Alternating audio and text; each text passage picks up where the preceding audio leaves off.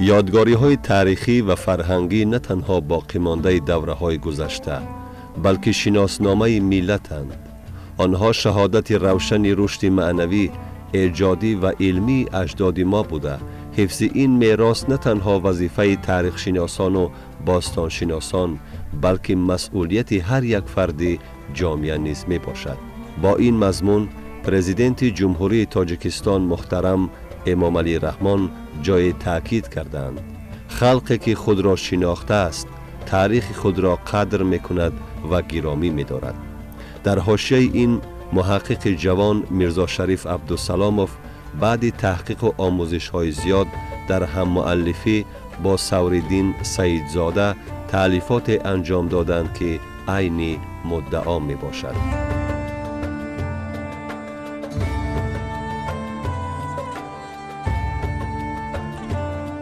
کتاب نوبتی ما که از چاپ برآمد همچون یک مونوگرافی علمی محسوب می‌یابد زیر عنوان میراث تاریخی فرهنگی جمهوری تاجیکستان در فهرست یونسکو و این چهارمین کتاب ما میباشد. زیاده از یک سال تقریبا 2 سال ما روی این کتاب کار کردیم، کارهای تحقیقاتی کردیم. کتاب از 404 صفحه عبارت میباشد و معلومات هایی که در کتاب آورده شدند البته معلومات های علمی، تحقیقاتی، معلومات های تاریخی و تحلیلی هستند که با اساس های حقوقی، با اساس های تاریخی، با اساس ها و استفاده از سرچشمه های معتمد یعنی تهیه گردیده است و این چونین در این کتاب نظر و اندیشه های مؤلفان دایر به ارزش های تاریخی فرهنگی و ابجکت های تاریخی فرهنگی که آنها اهمیت و ارزش عمومی بشری دارند یعنی اظهار نظرها صورت گرفتند و روی چاپ آمدند. البته کتاب میراث تاریخی و فرهنگی جمهوری تاجیکستان ناگفته نماند که اگر از دیدگاه تحلیلی نظر کنیم تحلیل ادبیات ساحوی مخصوصا ساحه حفظ و استفاده میراث تاریخی فرهنگی من با باوری کامل گفته میتوانم که از اولین کتاب های ساحوی می باشد که به طور مفصل مشخص دقیق دایر به ارزش های تاریخی فرهنگی مخصوصا یادگاری تاریخی مادی پیشنهاد معلومات نموده است که آن یادگاری های تاریخی که اهمیت جهانی دارند مخصوصا اهمیت آن را دارند که در فهرست میراث عمومی بشری یونسکو ثبت نام شوند و از روی درجه بندی یادگاری های تاریخی فرهنگی آنها به 3 کاتگوریا یا 3 درجه تقسیم بندی می شوند. درجه نوکی آنها اول یادگاری های تاریخی فرهنگی محسوب می شوند که درجه محلی دارند یعنی در سطح محل شناخته می شوند، در سطح محل معرفی کرده می شوند یعنی در فهرست یا روی خط های یادگاری های تاریخی فرهنگی محلی مثلا در شهر و ناحیه ها و ولایت ها ثبت نام می شوند. درجه دوم یا کاتگوری دوم یادگاری های تاریخی فرهنگی این یادگاری های می باشند که درجه جمهوریوی دارند. آنها در فهرست دولتی یادگاری های تاریخی فرهنگی جمهوری تاجیکستان که هنوز قرار حکومت جمهوری تاجیکستان درباره ترتیب پیشبرد این فهرست سال 2018 از جانب حکومت جمهوری تاجیکستان به تصویب رسیده است عملی کرده می شود و خود یادگاری های تاریخی فرهنگی جمهوری تاجیکستان که زیاده از 3000 را در بر میگیرند یعنی دقیق تر 3416 عدد یادگاری های تاریخی فرهنگی اهمیت جمهوریوی داشته هستند و درجه بین المللی درجه سیوم و کاتگوری سیوم یادگاری های تاریخی فرهنگی این یادگاری های تاریخی فرهنگی درجه بین المللی می باشند که آنها در فهرست های بین المللی ثبت نام می شوند. مونوگراف علمی میراث تاریخی و فرهنگی جمهوری تاجیکستان در فهرست یونسکو فراگیر موضع‌های تاریخی و فرهنگی در فهرست یونسکو شامل گردیده حدود جغرافی جمهوری تاجیکستان بوده به خواننده مدرکات معتمد علمی را دایر به این یا آن موضع تاریخی فرهنگی ارائه می‌دارد.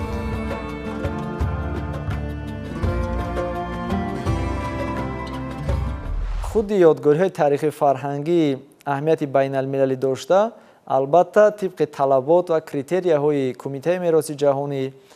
конвенсияҳои байналмилалӣ аз ҷумла конвенсияе ки ҷумҳурии Тоҷикистон узви он аст ва дар асоси он ёдгориҳои таърихи фарҳангӣ худро дар арсаи байналмилалӣ пешниҳод менамояд, пешбарӣ мекунад.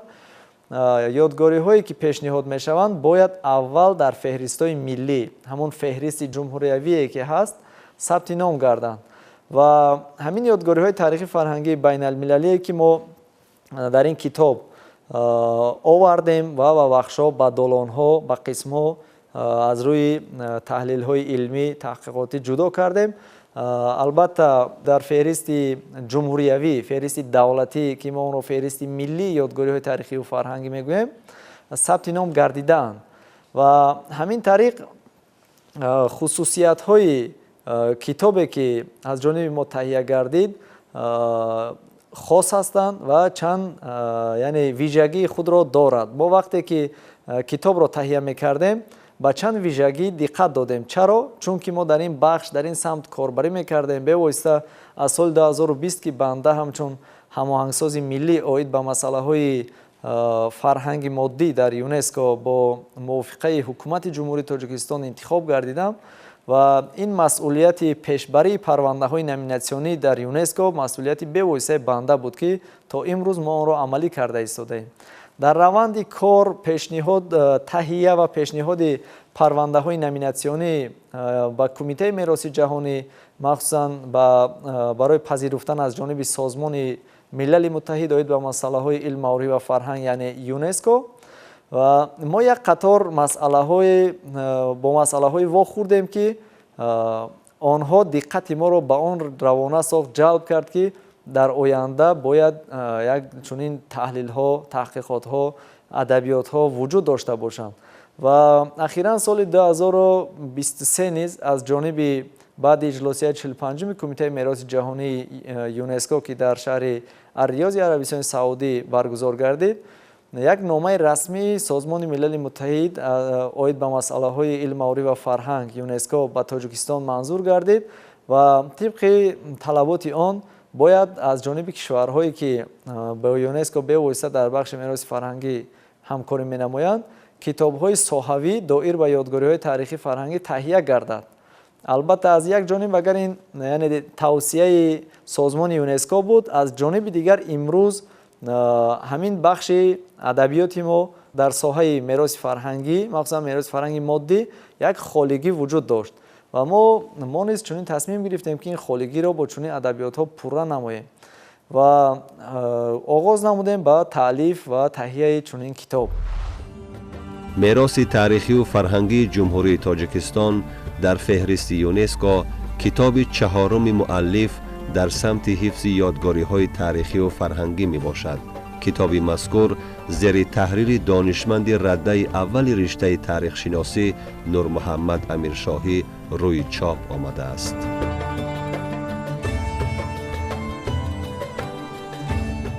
масалан вақте парвандаи номинатсионӣ омода карда мешавад барои як ёдгории таърихӣ, он аз чанд талаботҳо ва критерияҳои бисёр ҷиддӣ иборат мебошад ва мувофиқи он маълумотҳо ё сифр рақамҳо ё дигар маълумотҳои ҳуқуқиву идориву таҳқиқии илмӣ ё археологие ки талаб карда мешавад бояд дар асоси як сарчашмаи илмӣ, дар асоси ҳуҷҷатҳои идорӣ пешниҳод карда шавад. ва ҳамин тариқ вақте мо парвандаҳои номинатсионӣ масалан долони Хутали Қадим ё Зарафшон Қароқум ё Фарғона Сирдарё ки даҳҳо ёдгориҳои таърихӣ дар онҳо воқеъ аст,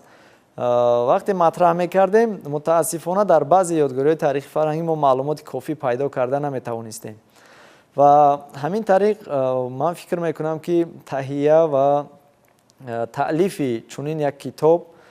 барои пурра сохтани ҳамун холигии адабиёти фарҳангӣ, адабиёти соҳавӣ бисёр зарур буд ва мо ба ин кори муҳим даст задем ва хушбахтона бо муваффақият онро ба итмом расониндем ва зери назари китоби мо, зери назари донишманди машҳур муаррихи варзида устод Нурмуҳаммад Амиршоҳӣ,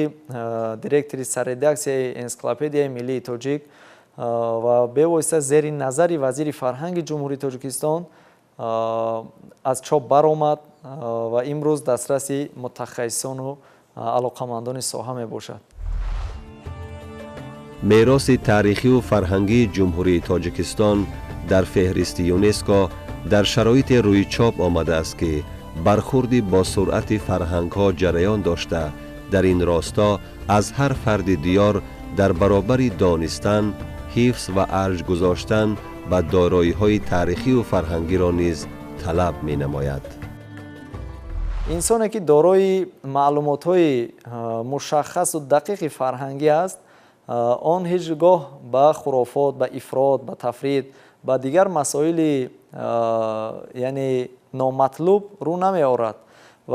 این برای هر یک شهروند این ملت، این کشور ضرور است. مخصوصا برای ملت تاجیک که ما دعواگر هستیم، که ما تمدنی بیش از 5500 ساله داریم. ما دعواگر هستیم که اجدادان ما مثلا از دوره های تاریخ، مثلا از 1000 ساله ها قبل شهردار بودند، بنیادکار بودند، کشاورز بودند. اون هنرمندی که داشتن، مثلا خودی اگر در این کتاب شما در بخش سرزم، در خودی همین کتاب اگر شما نظر کنید، در سرزم مثلا هنرمندی که در اینجا انعکاس یافته است، می‌سازد که هر یک تاجیک این هنرمندی رو، این ارزش ها رو که هنوز نیاگان ما 5500 سال مقدم داشتند داند، در دایر به آن معلومات داشته باشد.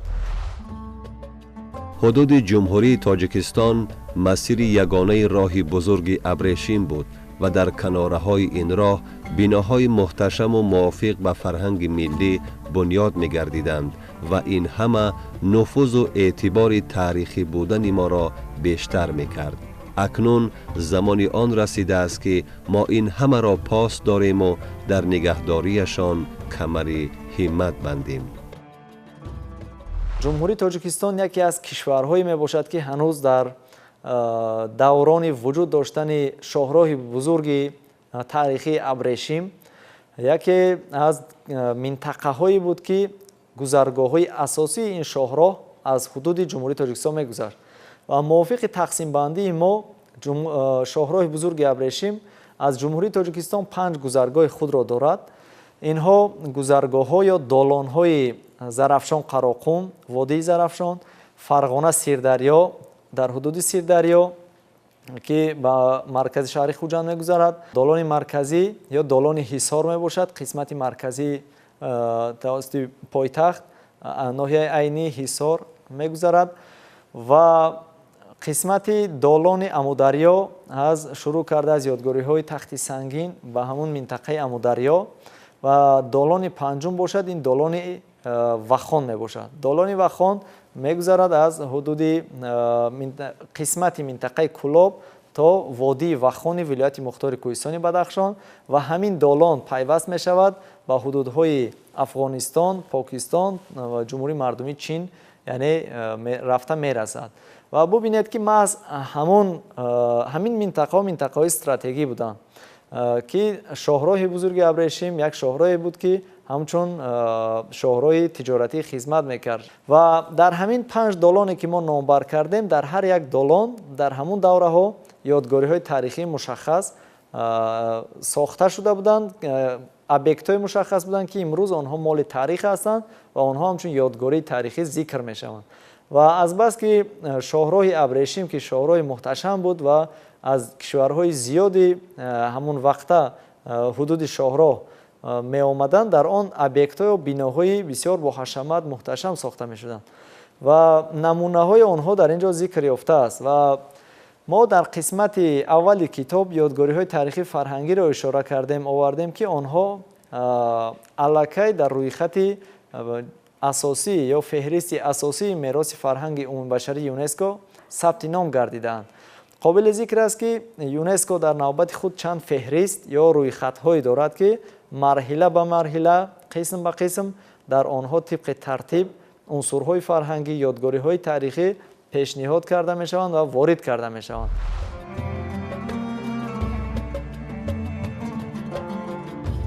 در شرایط کنونی باید به کارهای علمی تحقیقاتی در سمت یادگاری‌های تاریخی و فرهنگی بیشتر سرعت بخشید، زیرا کاوش‌ها و جستجوهای علمی ما را به هدف‌های یگانه، یعنی معرفی هرچی بیشتر این یادگاری‌ها برده می‌رساند. برای این ادبیات لازمه صحوی خیلی مهم می‌باشد.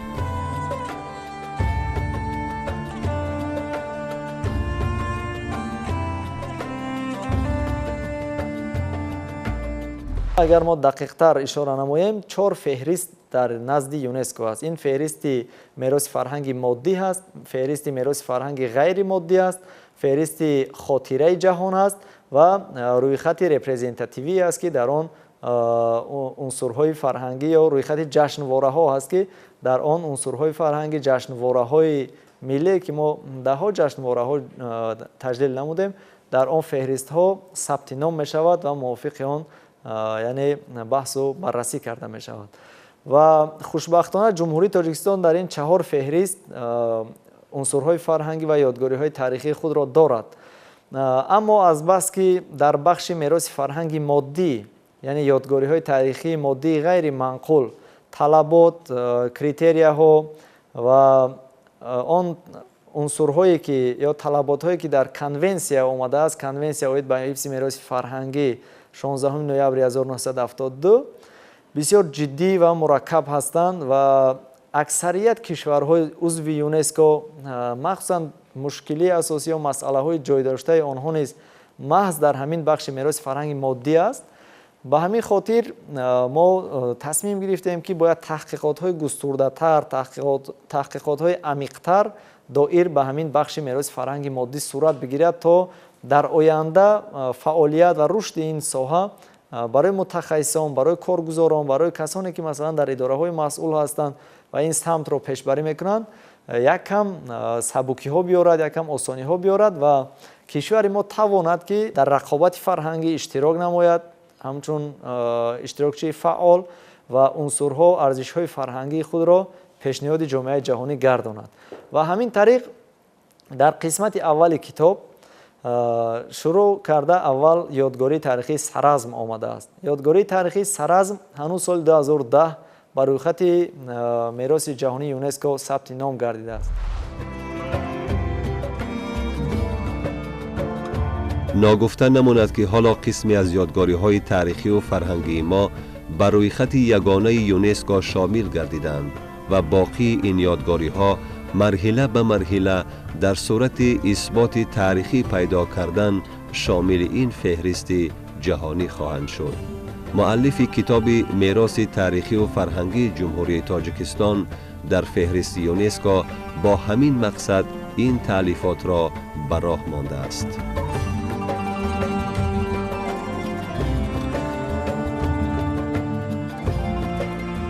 بعدی سرزم این دالان زرافشان قراقون که در شکل سلسله نامیناسیا به یونسکو پیشنهاد گردیده بود و بنده نیز اشتراکچی به واسطه تهیه و پیشبرد پرونده نامیناسیونی بودیم تا سال 2023 که آن به فهرست اساسی یونسکو شامل کرده شد در اجلاسیه 45 یونسکو. در همین قسمت از جمهوری تاجیکستان 9 عدد یادگاری های تاریخی فرهنگی در این دالان شامل هستند، پر را در اینجا آورده شدند و از جمله یادگاری های تاریخی وادی زرافشان شروع کرده از قلعه حصارک. قابل ذکر است که یکی از ویژگی این دالان این است که آغاز و سرچشمه همین دالان ابیکت تاریخی قلعه حصارک ناحیه کوهستان مسچاه می باشد که یعنی آغاز تاجیکستان است. این پرونده سلسله‌ای بود، یعنی در برابر جمهوری تاجیکستان، جمهوری ازبکستان و جمهوری ترکمنستان نیز اشتراکچی بود. آنها نیز در همین سلسله یادگاری‌های خود را پیشنهاد و وارد کردند. لیکن آغاز این سرچشمه این و صاحب اساسی این جمهوری تاجیکستان محسوب می‌یابد و خوشبختانه در این دالان یادگاری قلعه حصارک ناحیه کوهستان مسچاه، یادگاری های قلعه قم، قلعه موغ، گردن حصار ناحیه عینی، یادگاری های پنجکند قدیم شهر پنجکند، خواجه محمد بشارا، شهرک سنجرشاه، نظام آبیاری کنی تاکسنکارز و یادگاری تل خمتوده، یعنی 5 یادگاری دیگر از شهر پنجکند. و همین طریق بعد اینها همگی 10 یادگاری های تاریخی از جمهوری تاجیکستان هستند که همچون ابیکت های تاریخی فرهنگی الکی در فهرست اساسی میراث فرهنگی عمومی بشری یونسکو ثبت نام گردیدند. و همین طریق ما در مرحله دوم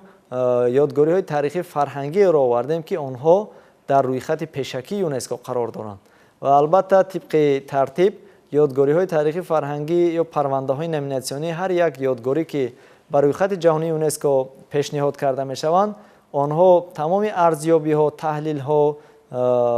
ва он ташхисҳоро мегузаранд. Экспертҳо ё коршиносони ИКАМОС ба Тоҷикистон ташриф меоранд, ба ҳар як объект шинос мешаванд. Агар он қобили қабул бошад аз дидгоҳҳои техникӣ, он аввалан ба рӯйхати пешакии ЮНЕСКО ки он tentative list ном дорад, дар он ворид карда мешаванд. Ва ҳамин тариқ вақте ки дар рӯйхати пешакӣ ворид гардид, он тақрибан тӯли 2 сол ки дар 2 сол як маротиба иҷлосияи ЮНЕСКО баргузор мешавад, иҷлосияи Кумитаи мероси ҷаҳонӣ, таи 2 сол коркардҳои иловагиро талаб мекунад. Ва дар ин муддат пурра ҳайати ИКАМОС тавсияҳои худро пешниҳод мекунад ҷиҳати тамоман мукаммал намудани парвандаҳои номинатсионӣ ва омода сохтани худи объекти таърихӣ. Ва дар ин марҳила баъди гузашти 2 сол он баъд боз зимни иҷлосияи дахлдори ЮНЕСКО ки баргузор мешавад, мавриди баррасӣ қарор дода мешавад ва агар қобили қабул бошад, он ба феҳристи асосӣ ворид карда мешавад. дар самти омӯзиши мероси таърихиву фарҳангии кишвар баъзе аз мушкилиҳо ҷой доранд ки бояд масъулин ва ҳамзамон муҳаққиқони ин бахш ба онҳо таваҷҷӯҳи махсус намоянд. ба андешаи муҳаққиқи ҷавон, эҳёи номҳои расмии ёдгориҳои таърихиву фарҳангӣ амри зарурӣ мебошад. як навигарии китоб дар он аст ки номи расмии ёдгории таърихӣ ки бисёр муҳим аст, дар китоб оварда шудааст. Бубинед ки мо дар як марҳилаи рушди забони тоҷикӣ, эҳёи фарҳангӣ қарор дорем,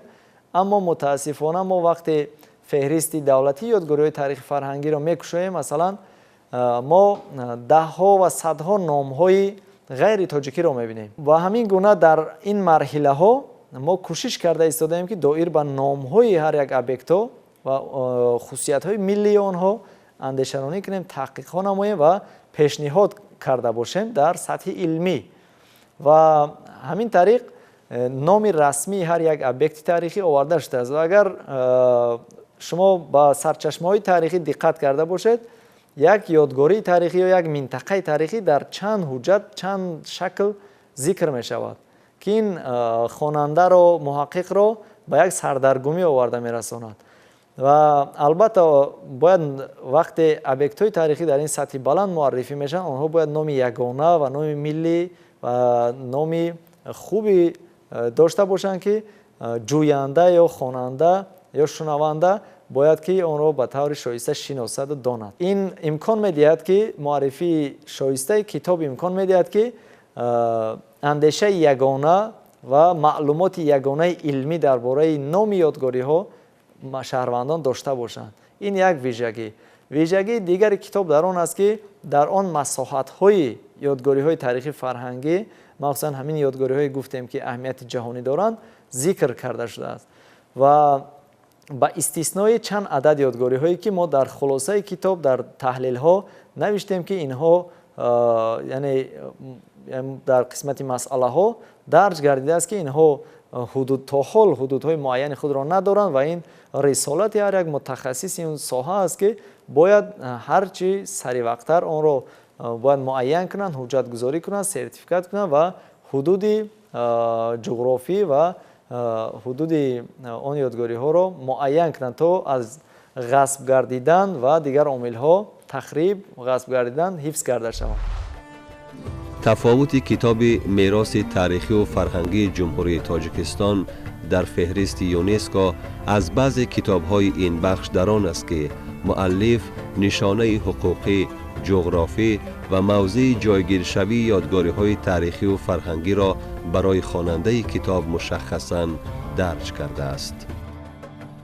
агар суроғаи ҳуқуқӣ ҳамун ҷамоат, деҳот, шаҳрак ё ҳамун ҷои ёдгории таърихи фарҳангӣ вақте аниқ бошад, дар харита масалан Google Maps ё ин ки дилхоҳ Яндекс харитаҳое ки имрӯз ҳаст, харитаҳои электронӣ, جستجو میکنید اون راه تا اونجا بردش ما را میرساند و از این رو ما سراغ حقوقی هر یک یادگاری رو درج کردیم. مثلا ببینید یادگاری های تاریخی، ما یادگاری های تاریخی داریم که همنام هستند تقریبا و یک تای آن در یک قسمت و یک تای آن در قسمت دیگر جمهوری جایگیر هستند. به مانند یادگاری های زال زر یا یادگاری زال زرد نیز میگویند. ببینید یک یادگاری تاریخی است در ناحیه دنغره زال زر، یک یادگاری با چنین نام هست در ناحیه فرخار و یک یادگاری دیگر با همین نام هست در ناحیه جلالدین بلخی. آن نام آن را بیشتر هلیورد میگویند و زال زرد نیز اشاره میکنند. وقت سراغ حقوقی آن معلوم نباشد، دیگر قسمت های معلومات های علمی یا که معلومات های خود یادگاری دسترس نباشد، شهروندان فرق کرده نمیتوانند که سخن درباره کدام یادگاری میرود. و این یادگاری که من ذکر کردم هر یک از یکدیگر باز فرقیت های کلی دارند و همین گونه ما معلومات یا سراغ حقوقی هر یک یادگاری تاریخی رو در اینجا اشاره کردیم در قسمت بالا. در قسمت نهایی سرلوحه دایر با محققانی که در این یادگاری تاریخ فرهنگی کار و تحقیقات بردند. کتاب مذکور که با استفاده از سرچشمه‌های معتمد علمی تهیه گردیده است، برای دایره وسیع خوانندگان، خصوصا آنهایی که متخصص ساحه فرهنگ و تاریخ و هنر هستند، پیشنهاد می شود. اعتماد داریم که منگرفه معرفی شده در راه شناخت موضوعهای تاریخی و فرهنگی و معرفی جهانی آنها دستوری خوبی خواهد بود. البته کارهای بزرگ به تنهایی نمی شود. در کارهای بزرگ شخصان بزرگ اشتراک می کنند و البته مشترکاً می تواند با همبستگی کارهای بزرگ صورت بگیرد. کتاب مذکور توصیه می شود بعد دایره های علمی، دایره های تعلیمی، مؤسسه های تعلیمی، مخصوصاً اختصاص های تاریخ، باستانشناسی، مردم شناسی، فرهنگ شناسی، دانشگاه ملی تاجیکستان، دانشگاه اسلایوانی تاجیکستان که در آنجا کاتدرای یونسکو موجود است و دانشکده دولتی فرهنگ و صنعت تاجیکستان به نام میرزا ترسونزاده و دیگر دانشگاه‌های جمهوری، مؤسسه‌های تحصیلاتی عالی کسبی یعنی توصیه کرده می شود و این چنین شهروندان نیز برای امروزها برای دسترس کردن معلومات فرهنگی زیاد توجه میکنند. وقتی من این رو مثلا در شبکه‌های اجتماعی معرفی کردم، ده ها نفر، صدها نفر شهروندان عادی که آنها یعنی مسئول یا کارمند ساحه فرهنگ یا یادگاری‌های تاریخی نیستند، اما برای گرفتن معلومات ها، برای آشنا گردیدن با تاریخ، فرهنگ، تمدن آنها مراجعت کردند. حتی گفتند که ما اگر لازم باشد خود کتاب را با پول خریداری می نماییم و می خواهیم که با این معلومات ها آشنا گردیم. برای یک مؤلف کتاب ارزنده ترین کار و روحیه بخش ترین کار این است که کتاب او مورد توجه قرار بگیرد، تالیفات او از جانب کسی مطالعه گردد. بنده در پی اجرای ترجمه این کتاب با زبان‌های روسی انگلیسی هستم و ناگفته نماند که شکل روسی ترجمه کتاب پوره علاقه آماده گردیده است. شکل انگلیسی اون را آماده میکنیم و نیت داریم که با این دو زبان نیز این کتاب را هرچی تیزتر ترجمه نماییم و این ارزش‌های فرهنگی خود را به غیر سطح ملی ما آن را باز در سطح بین المللی معرفی بیشتر کرده باشیم.